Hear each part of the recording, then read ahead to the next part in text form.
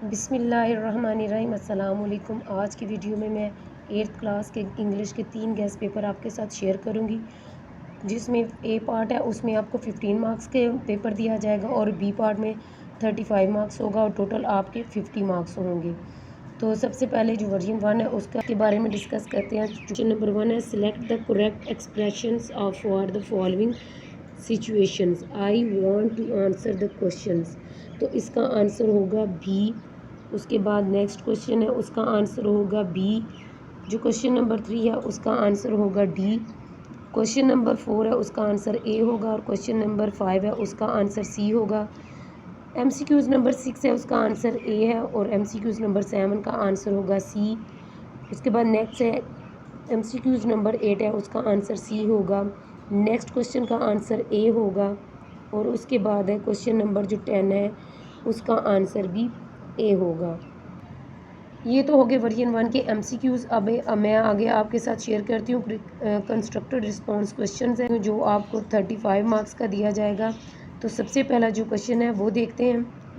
Version 1 है उसका part B है, आपको ये रीड आउट कर लेते हैं। Read the paragraph given below. आपने ये वाला नीचे वाला पैराग्राफ पढ़ना है। Create a title for the paragraph related to the main idea and accurately summarised 1/3 of the given text.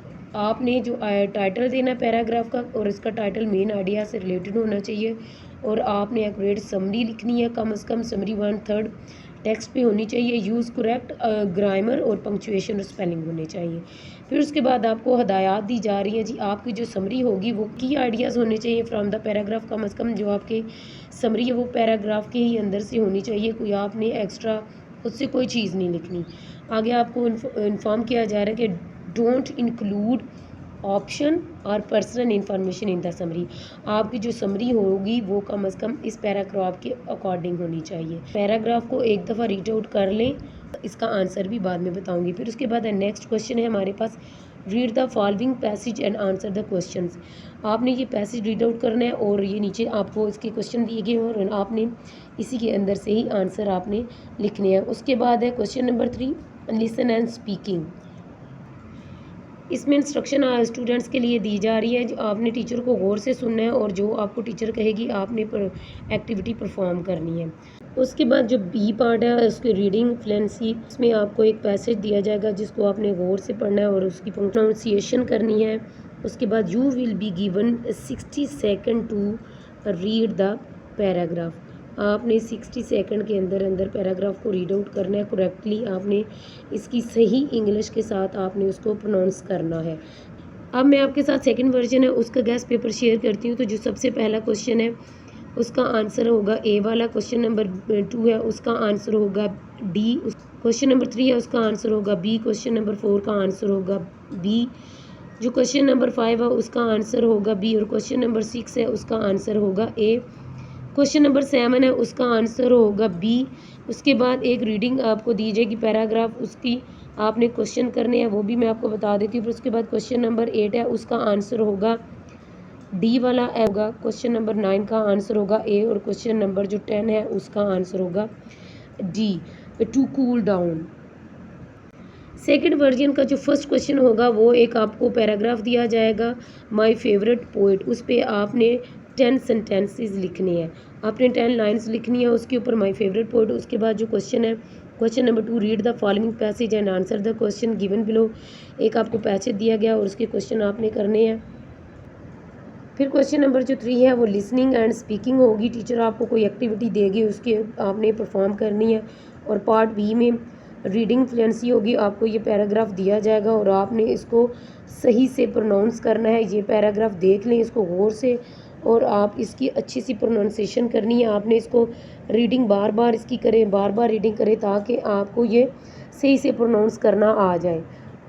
Version 3 है उसके MCQs शेयर करती हूँ। जो फर्स्ट वाला MCQs है उसका आंसर होगा सी। सेकंड MCQs का आंसर भी होगा सी। जो क्वेश्चन नंबर 3 है उसका आंसर होगा ए वाला। MCQs नंबर 4 है उसका आंसर होगा सी। उसके बाद जो आगे वाला क्वेश्चन है उसका आंसर आएगा सी। उससे उससे नेक्स्ट है जो उसका आंसर आएगा डी। फिर क्वेश्चन नंबर 7 है उसका आंसर होगा सी और क्वेश्चन नंबर 8 का आंसर ए होगा और 9 का भी ए होगा। उसके बाद जो MCQs नंबर है 10 लास्ट वाला उसका आंसर होगा सी। उसके बाद मैं आपके साथ अब कंस्ट्रक्टिव रिस्पॉन्स क्वेश्चन है वो शेयर करती हूँ। वर्जन 3 है, उसमें सबसे पहले जो क्वेश्चन आएगा, read the paragraph given below. आपने इसी तरह पैराग्राफ को रीड करना है, उसको एक टाइटल देना है, मेन आइडिया होना चाहिए और समरी आपकी कम से कम 1/3 पे होनी चाहिए। आपने करेक्ट ग्रामर यूज़ करनी है, पंक्चुएशन यूज़ करनी है और उसके बाद स्पेलिंग यूज़ करना है। ये पैराग्राफ आपका आएगा, इसको गौर से देख लें। और उसके बाद क्वेश्चन नंबर जो 2 है, आपको एक पैसेज दिया जाएगा और उस पैसेज से रिलेटेड आपको क्वेश्चन नीचे दिए जाएंगे और आपने उनको इसी पैसेज के अंदर से ढूंढ के इन क्वेश्चन का आंसर करना है। उसके बाद लिसनिंग एंड स्पीकिंग आ जाएगा। फिर टीचर आपको कोई एक्टिविटी दे सकती है, वो कोई भी हो सकती है। उसके बाद जो रीडिंग एंड फ्लुएंसी, उसमें आपको एक पैराग्राफ दिया जाएगा जिसकी आपने अच्छी सी प्रोनाउंसिएशन करनी है। आपने इस पैराग्राफ को गौर से देख लें, आपने इसको बार बार रीडिंग करनी है, रीड आउट करना है ताकि आपको इनमें से कोई भी स्पेलिंग मिस्टेक ना हो। आपने हर वर्ड को अच्छे से प्रोनाउंस करना है ताकि आपको फुल मार्क्स मिल जाएं। वर्जन 1 के जो क्वेश्चन रिस्पॉन्स क्वेश्चन है उनके मैं आपको आंसर बता देती हूँ।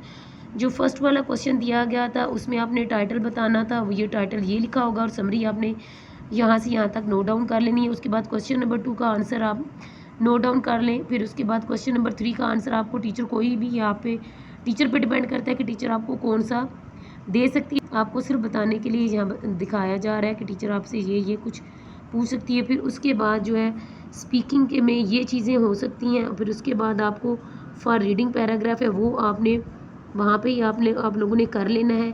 फिर उसके बाद है वर्जन 2 है, उसके जो क्वेश्चन है वो मैं आपको बता देती हूँ। जो उसमें आपको बताया गया है, सबसे पहला क्वेश्चन माय फेवरेट पोइट, आपने उस पर कम से कम 10 सेंटेंसेस लिखनी है। तो ये आपको पैराग्राफ दिया गया है, आप इसमें से नोट डाउन कर लें या कुछ भी स्किप कर सकते हैं। इंपॉर्टेंट लाइन्स आप लिख सकते हैं और 10 लाइन्स बना लें।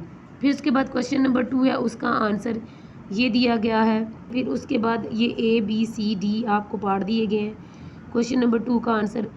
क्वेश्चन नंबर जो 3 है उसका नोट फॉर द टीचर, ये टीचर आपसे कुछ पूछ सकती है। लिसनिंग में भी ये चीज़ें आपसे सुनी जा सकती हैं और स्पीकिंग में भी आपसे ये चीज़ें पूछी जा सकती हैं। और फॉर रीडिंग में क्वेश्चन नंबर 3 से लेके क्वेश्चन ये 3 ABC इसके पार्ट के आप लोग आंसर यहाँ से यहाँ तक आप लोग नोट कर लें।